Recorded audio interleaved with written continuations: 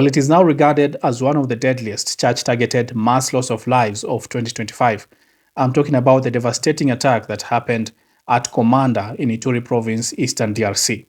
Well, in this video, I'm going to tell you more about that particular attack, as well as in this video, I'm going to shed more light about the ADF. Who are the ADF? What are they doing in Eastern DRC? What do they want in Eastern DRC?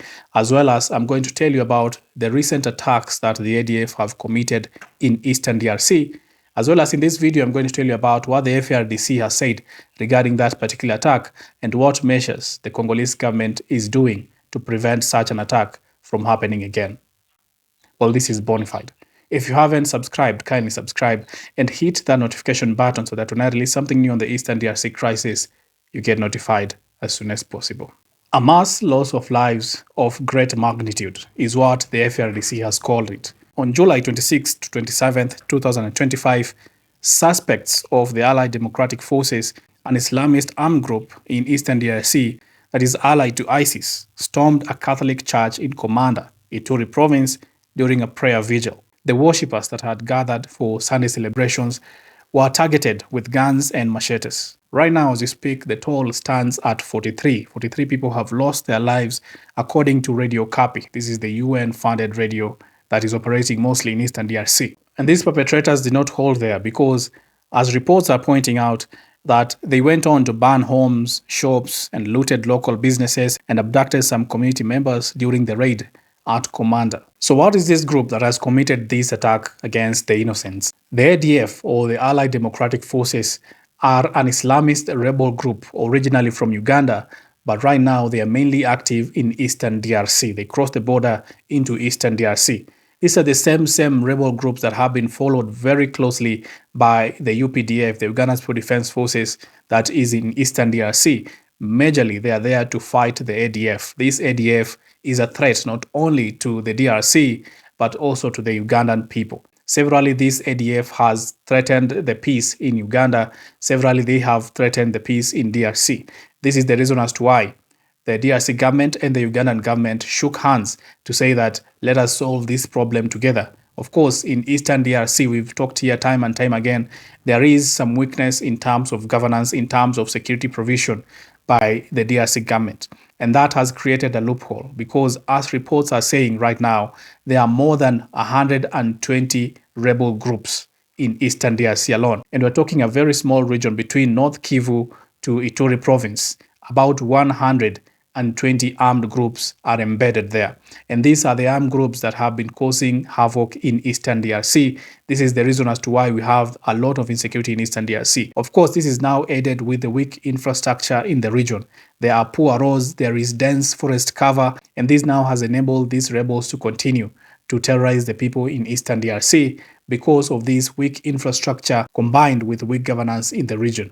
But one thing that has also empowered these rebels is the availability of minerals that is also in Eastern DRC. These regions and territories that are occupied by these rebel groups have immense wealth, and these groups often take advantage of that. They mine, they get money, and they want as much as possible to remain in this area so that they can enrich themselves. Now, unlike many other rebel groups that we know of in Eastern DRC right now, this ADF stands out because the ADF is, as I said, aligned to ISIS, the Islamic State. And recently, they even changed their name. They are no longer called the ADF. They are now called the Islamic State Central African Province. It's like an arm of the Islamic State that has been operating Middle East. Right now, it has an organ in Central Africa, and they are calling themselves the Islamic State Central Africa Province. This is after 2019, when the ADF say that they will align with the Islamic State and started to work very closely with the Islamic State. We've been seeing such incidences in West Africa. Right now, we are seeing the same also happening in Central Africa. This ADF now calling itself Islamic State Central Africa Province, trying as much as possible to bring about the influence of the Islamic State to Africa and more so Central Africa. And the language of the ADF in Eastern DRC has majorly been violence and havoc and chaos. Since Christmas 2024, there has been an escalation of attacks and killings of at least 237 Christians by mid-February 2025, and this has happened mostly in Ituri and North Kivu provinces.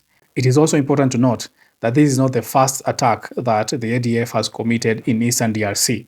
In February, 12th of February 2025, just earlier this year, there was a devastating attack by the ADF militants who went on to execute 70 Christians at a Protestant church in Kasanga, Lubero Territory, North Kivu. The survivors were abducted from nearby village Mabia, and bodies were discovered 2 days later.